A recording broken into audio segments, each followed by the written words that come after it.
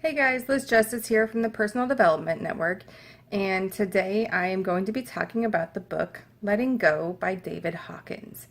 So this book is quite a departure from what I normally read. I normally read things like business, improving yourself for business, and improving your life skills.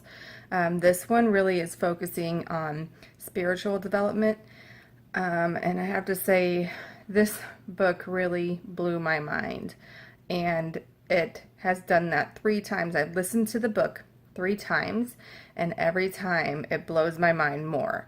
So it's just really a powerful book.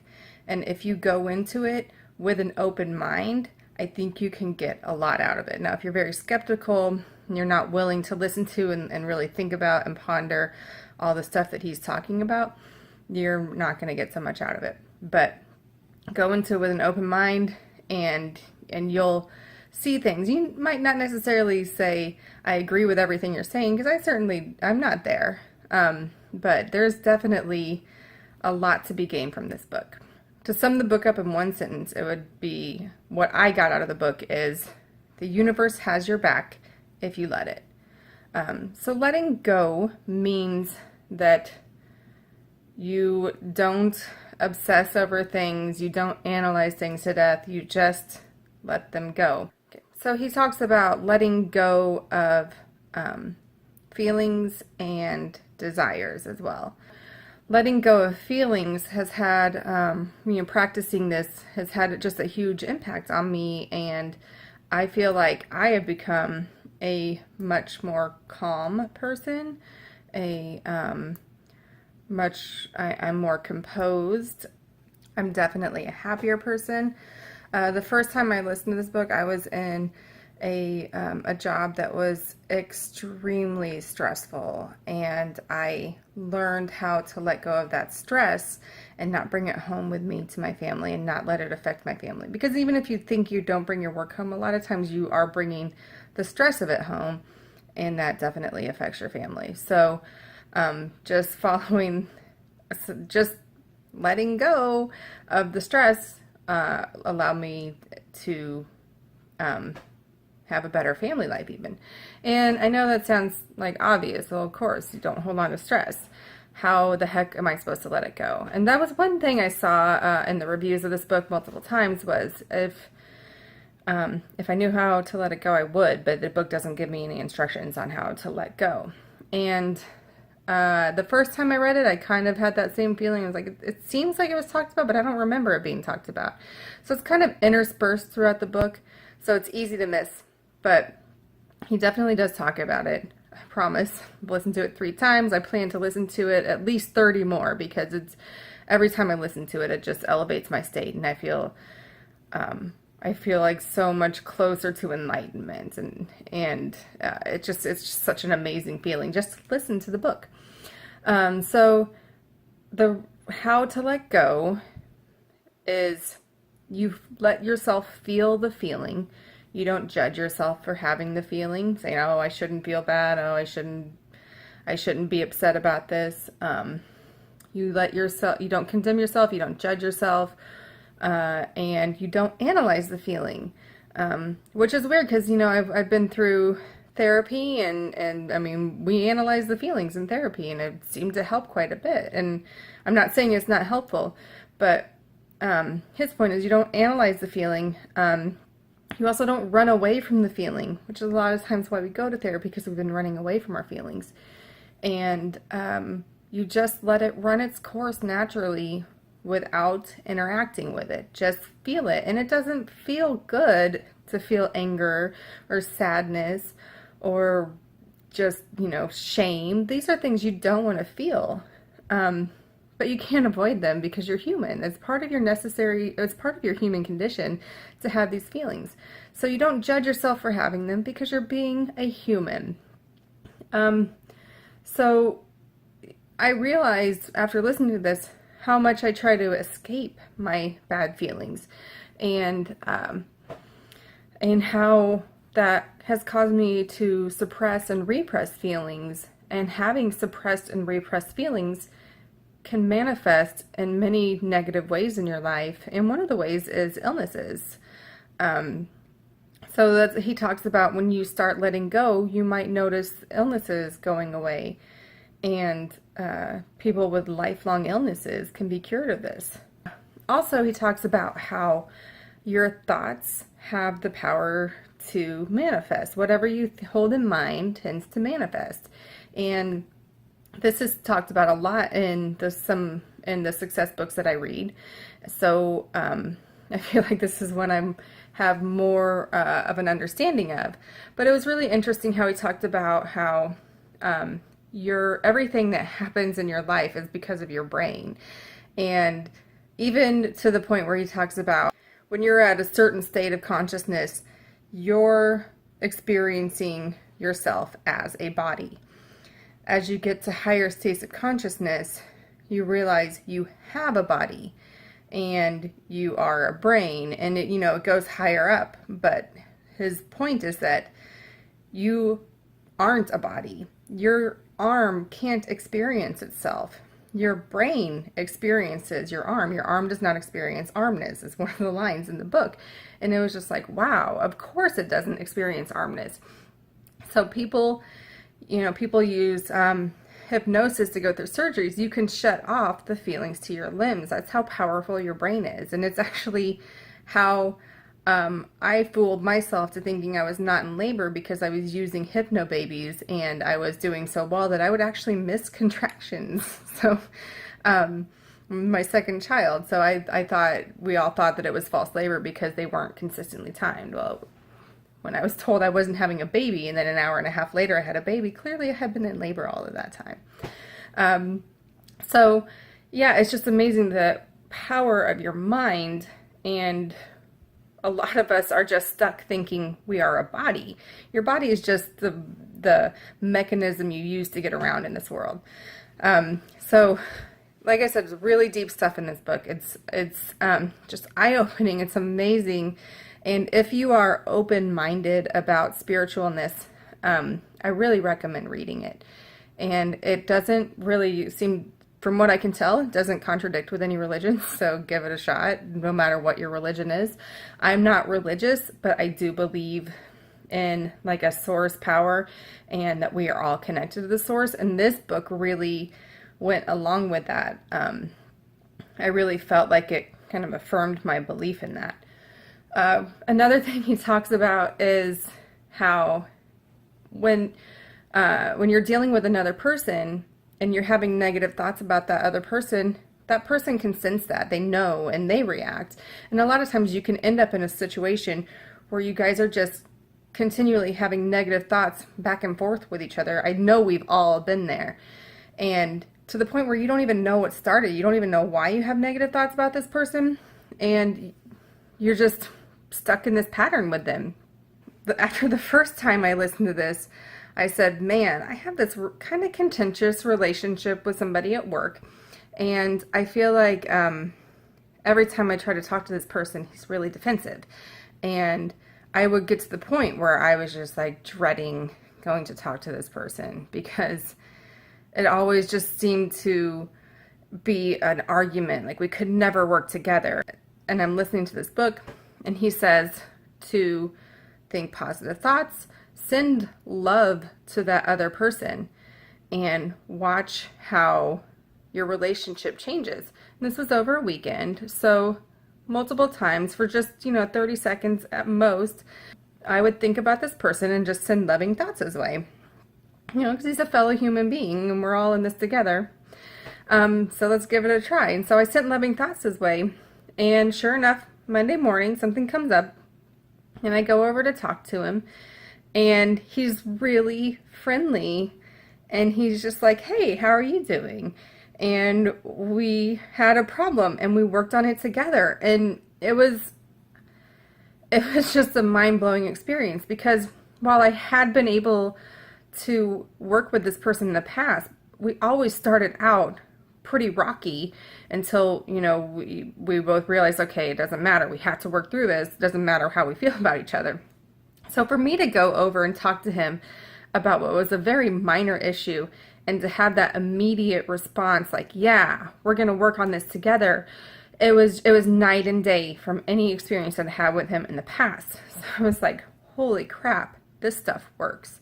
And it makes sense because your thoughts have an energy field, and if we're all connected like I truly believe we are, then that, he's connected to that energy field, and one of us has the power to change that energy field. And it doesn't matter which one does it, as long as somebody does it, you are now in a way that you are now in a position to have a good relationship with that person.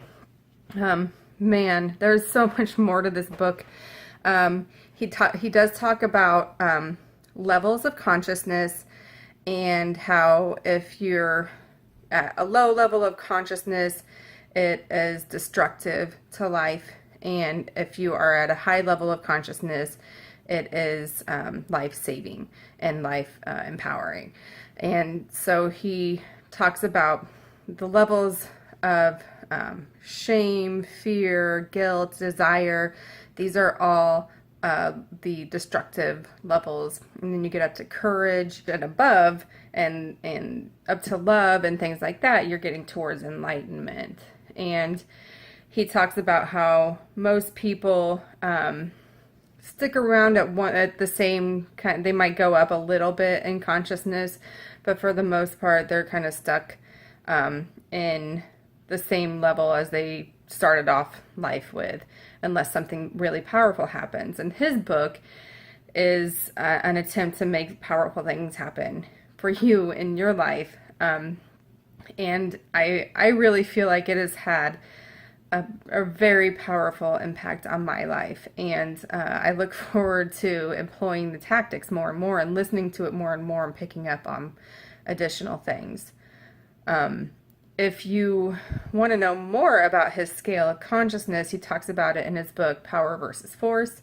I love that Oprah did an interview with him, and I listened to part of that interview, and she was saying things like, I was wondering what kind of drugs you were on when you're writing this. So it made me laugh, but he definitely has well, I should say had, because he's passed away since writing the books. But he definitely had a completely different way of looking at this world, and he did since he was a small child. So, there was something special about his soul that was sent, I feel like that was sent to us to give us tools to improve ourselves and our state in this world. So I feel so fortunate that I stumbled across this book, and I was really not even looking for anything like this when I found it, and it's just been amazing to me, and I'm so grateful for having found it. And I hope that you take the time, even just the very beginning of it will either hook you, or you'll say, this is baloney. But if you're going to say, this is baloney, you're going to be saying it during my whole entire video here. So if you are not saying this is baloney, you're saying this is kind of interesting, then give it a shot, give it a listen, give it a read, whichever method you prefer. I have the audiobook. I'm totally going to get the Kindle book, because I feel like I need to absorb this as many ways as possible, because like I said, it's absolutely mind-blowing. And even my husband, who's just a total skeptic for this stuff in the past, he's been talking to me about how we're in this vessel for short term, and our soul has a longer term. And I was like, wow, this is coming from my husband. This is really cool. I'm really glad he's listening to this book. But it's also helped him with dealing with some of his suppressed and repressed emotions that he's carried with him for his life. We all have stuff that we've carried with us from our life, from things that we thought were just little tiny incidents, or kids being kids. They had a bigger impact on us. And if you have these feelings pop up, and you just push them down, or you do something to avoid dealing with them, or whatever, you're not going to be in any better state. But if you let yourself process these feelings, you have the chance to get to a higher state of being. And it's just beautiful. It is absolutely beautiful. I think I talked about this in my video on love. This is the book that I was reading when I had that epiphany that, I always felt like we were all connected somehow. But I just, reading this book and just sitting and reflecting on it, I just felt like we're more than just connected. We're all the same. We're all the same energy. We're just filtered into different bodies and into different life experiences, but we're all the same.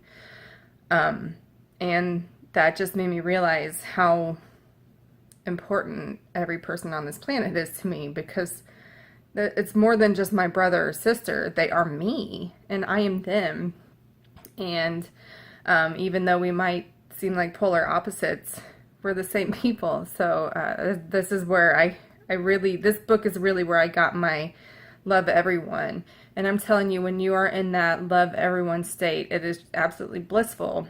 And this book can really help you get in that state if you are struggling to get into it. Reading the book, listening to the book will definitely put you in a higher state of conscious. I really think it would be that way even if you are a little skeptical of it. You're still going to get the ideas and the feelings behind it, and it's still going to have an impact on you even if you try to fight that impact, which the book would suggest that you let go of fighting.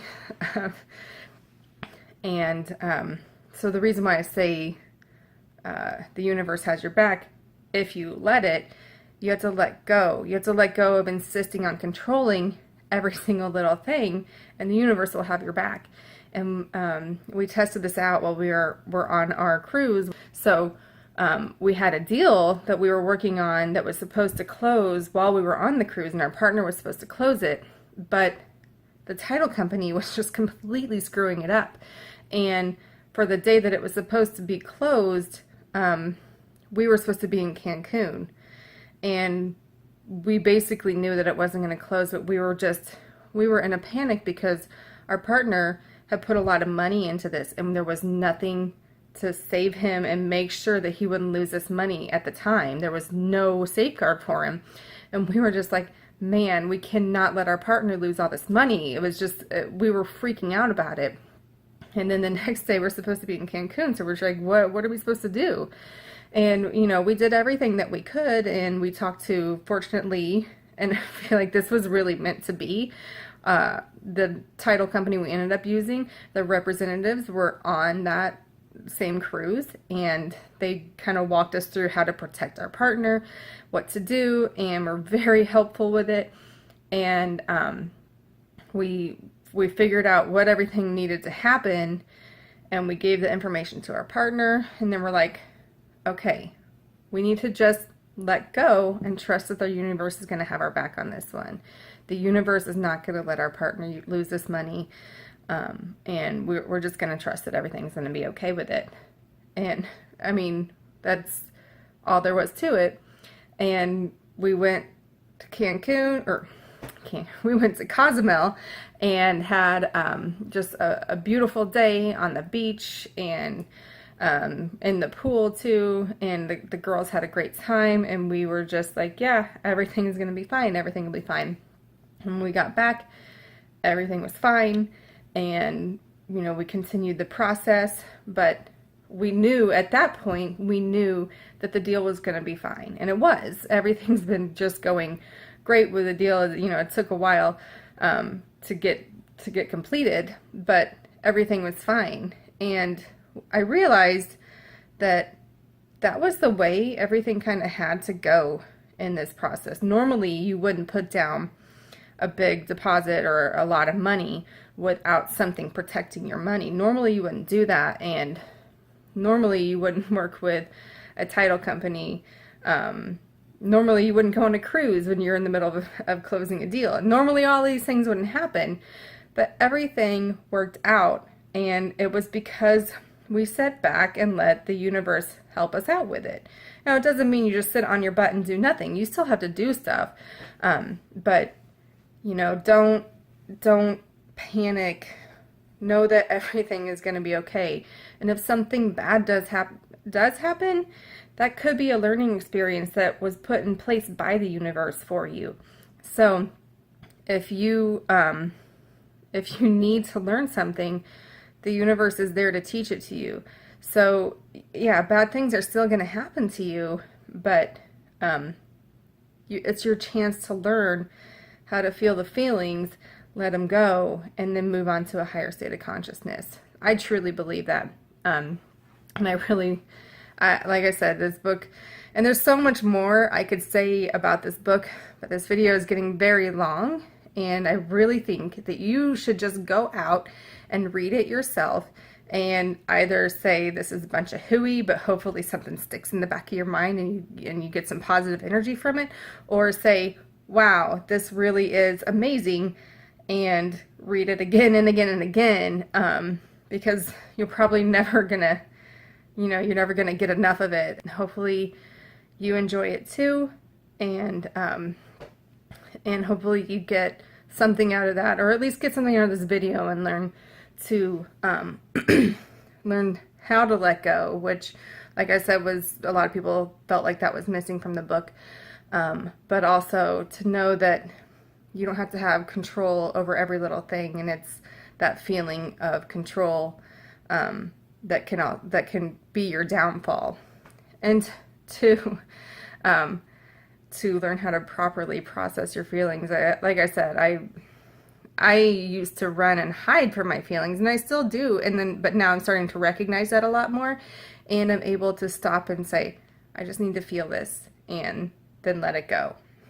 And it's just wow. Because another thing, it's a lot easier to let yourself feel feelings when you know that they will go. Because when you're feeling those powerful feelings, it feels like they're going to be there forever. But now that I've read this, I know that they will go. I can let myself be sad. I can let myself, this is having gone through a history of depression. It's really hard to let myself be sad because I've lived it for so long. So, now I'm a lot more okay with I can be sad. It's just temporary because I'm gonna feel it, and I'm not gonna obsess over it, and I'm not gonna make it stick with me. Oh my gosh. This was such an important one. I can't believe I almost forgot to talk about it. He talks about how you have to recognize your payoffs. What are you getting out of the anger that you have? Because you're getting something out of it, or you wouldn't do it. So like if you have road rage, you're getting some sort of lift there by being angry. Like, I'm better than that person. I'm a better driver than that person. That guy's a jerk and I'm better than him. So you have to recognize your payoffs if this is going to work for you, and realize that your payoffs are just feeding the small self. They're not helping you as a person grow. So definitely recognize your payoffs. Recognize your payoffs for anger. Recognize your payoffs for being a victim. That sympathy you're going to get for being the victim. So recognize these things, and that will definitely help you let it go and help you not experience those feelings as often. All right. So, promise that's the last thing I'm going to say about the book. This video is getting pretty long. But like I said, there's so much more I could say. But I think I hit all the main points that I wanted to hit. And hopefully you go out and read it. And if you do, let me know what you think in the comments below. Give a thumbs up if you like this video, and subscribe if you would like to see more. And next week, I will be giving an overview of Napoleon Hill's Think and Grow Rich, which is a classic that a lot of successful people say that you have to read if you want to be a successful person. So that is all I have for today. Thanks everyone. See you next time.